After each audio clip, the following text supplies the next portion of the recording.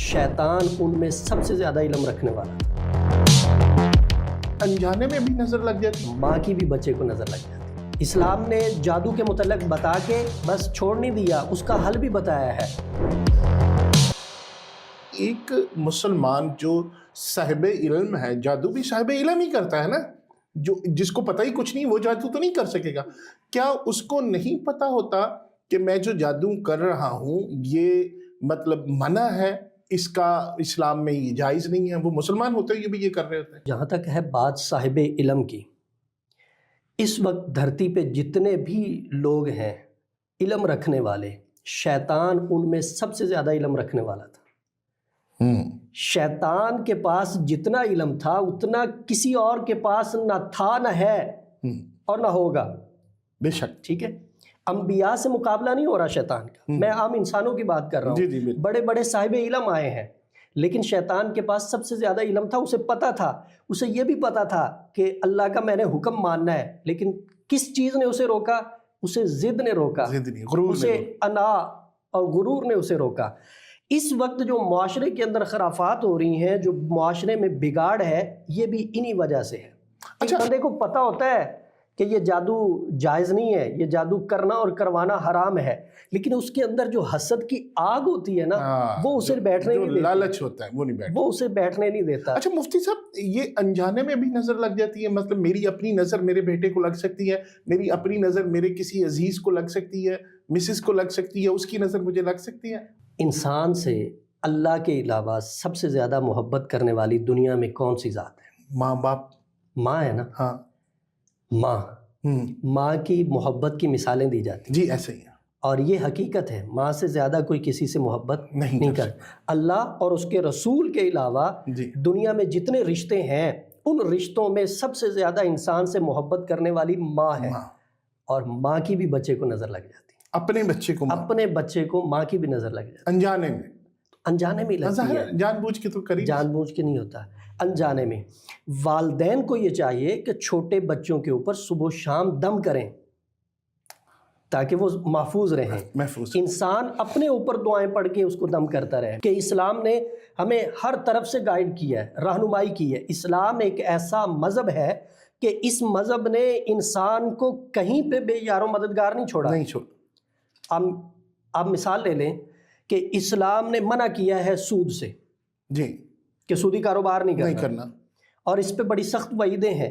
अल्लाह का ऐलान जंग है उस बंदे के साथ, अल्लाह और अल्लाह के रसूल से ऐलान जंग है। इतनी सख्त बात करने के बाद इस्लाम ने छोड़ नहीं दिया कि अब सूदी कारोबार तुम नहीं करोगे। तो जाहिर बात, अक्सर लोग ये कहते हैं ना जी, हम ये ना करें तो हम क्या करें जी। इस्लाम ने हमें गाइड किया है। आप सल्लल्लाहु अलैहि वसल्लम कहीं पे गए और आपको खजूरें पेश की गई। आप सल्लल्लाहु अलैहि वसल्लम ने देखा तो आपने सहाबी से पूछा कि ये खजूरें आपके इलाके की तो नहीं है। अर्ज़ करने लगे, या रसूल अल्लाह सल्लल्लाहु अलैहि वसल्लम, मैं ना अपने इलाके की खजूरें ले जाता हूँ मंडी में और वहाँ से दूसरे इलाके की खजूरें ले आता हूँ इस तरतीब के साथ कि यहाँ के मैं 2 बोरियाँ ले जाता हूँ, 2 गट्टे, 2 तोड़े, जो भी उस वक्त चीज़ थी, ठीक है, मतलब 2 ले जाता हूँ चूँकि हमारी खजूरें नाकस हैं। मंडी में जाके वहाँ से मैं 2 दे के 1 ले आता हूँ। आपने फरमाया ये तो सूद है। सूद की तारीफ ये है ना कि जिन्स के बदले में कमी और ज्यादती, यानी आप गंदम किसी को 1 मन देते हैं और उससे 2 मन ले लेते हैं, ये सूद है। ठीक है। पैसे आप किसी को 100 देते हैं और बदले में 110 ले लेते हैं, ये सूद है। तो आपने फरमाया ये तो सूद है। तो आज का हमारा मुफ्ती साहब सारा बैंकिंग सिस्टम इस पे चल रहा है। बिल्कुल सूदी निज़ाम है सारा। अल्लाह पाक हमारी हिफाजत फरमाए। बड़ी सख्त वईदें हैं, सूद लिखने वाला, सूद देने वाला, सूद लेने वाला और सूदी गवाह बनने वाला सारे मुजरम हैं। अल्लाह हमारी हिफाजत फरमाए। उलमा लगे हुए हैं, मेहनत और कोशिश चल रही है। मैं अर्ज़ ये कर रहा हूँ कि आप सल्लल्लाहु अलैहि वसल्लम सिर्फ सूद कह के वहाँ खामोश नहीं हुए जी। आपने आगे तरतीब बताई सहाबी को जी। आपने फरमाया कि तुम इस तरह किया करो, अपने इलाके की खजूरें यहाँ पे सेल कर दिया करो, उनको बेच दिया करो। ठीक है। उससे जो पैसे मिलेंगे उन पैसों से जाके वहां से अच्छी खजूरें जो तुमने लेनी हो वो ले लिया करो। ठीक है। कुछ अरसे के बाद मुलाकात हुई सहाबी से, तो عرض کرنے لگے یا رسول اللہ صلی اللہ علیہ وسلم میں نے آپ کے بتائے ہوئے طریقے کے مطابق کیا، پہلے مجھے کھجوریں تھوڑی ملتی تھی لیکن جب میں نے آپ کے بتائے ہوئے طریقے کے مطابق کیا تو مجھے اچھی کھجوریں زیادہ ملتی ہیں۔ آپ نے فرمایا یہ تجارت ہے، کرو۔ تجارت کے ساتھ دعائیں ہیں حضور علیہ السلام کی، اور حدیث پاک میں ہے کہ ایماندار تاجر جو ہے نا یہ انبیاء اور شہداء کے ساتھ جنت میں کھڑا ہوگا۔ اچھا مفتی صاحب جو میں بات پھر ادھوری رہ جائے گی جی پلیز کہ اسلام نے چھوڑا نہیں ہے کہ یہ بتا کے کہ نظر لگتی ہے، اس کا حل بھی بتایا ہے جی۔ اسلام نے جادو کے متعلق بتا کے بس چھوڑ نہیں دیا، اس کا حل بھی بتایا ہے، اور جو حل جادو کا ہمیں حضور علیہ السلام نے بتایا ہے اس سے بڑا کوئی حل ہو ہی نہیں سکتا۔ بے شک۔ آپ پہ جادو کے اثرات ہوئے، دماغ پہ یعنی بھولنے کے اثرات آنا شروع ہو گئے، اور میں یہ بات واضح کر دوں سننے والوں کے لیے کہ کائنات میں مقدس ترین ہستی آپ صلی اللہ علیہ وسلم کی ہستی ہے۔ نظام کائنات اللہ رب العزت نے تخلیق کیا، آپ ہی کی وجہ سے اللہ نے ہمیں عزتیں دی، ہم آخری نبی ہیں اور جنت میں ہم سب سے پہلے جائیں گے حضور علیہ السلام کی وجہ سے۔ کائنات میں سب سے مقدس اور محترم آپ کی ذات ہے۔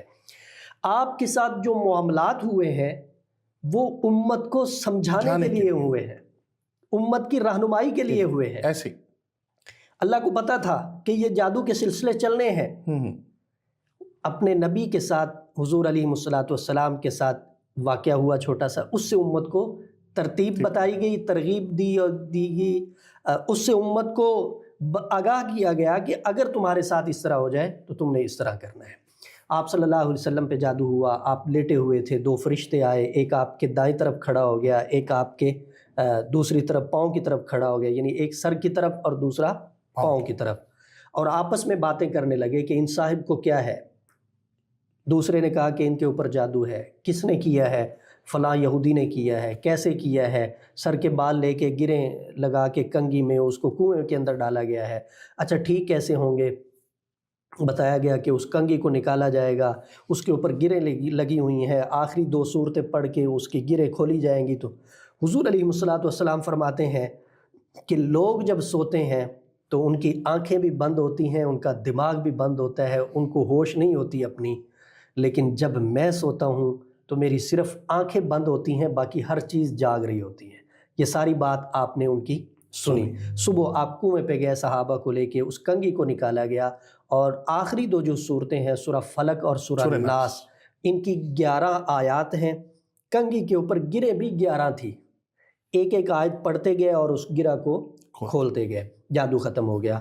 آپ صلی اللہ علیہ وسلم کا معمول تھا کہ آپ رات کو سونے سے پہلے ان دو صورتوں کو پڑھ کے اپنے ہاتھوں کے اوپر پھونک لگا کے سر سے لے کے پاؤں تک آپ پورے جسم پہ ان کو پھیرتے تھے۔ آپ صلی اللہ علیہ وسلم جب بیمار تھے تو حضرت عائشہ رضی اللہ تعالیٰ عنہ نے یہ عمل کیا تھا۔ یہ امت کو بتانے کے لیے ہے کہ رات کو سونے سے پہلے یہ عمل کر لو، اگر جادو ہے تو ختم ہو جائے گا، نہیں ہے کوئی کرنا چاہ رہا ہے تو اس عمل کے کرنے سے وہ آپ کے اوپر جادو کر نہیں سکے۔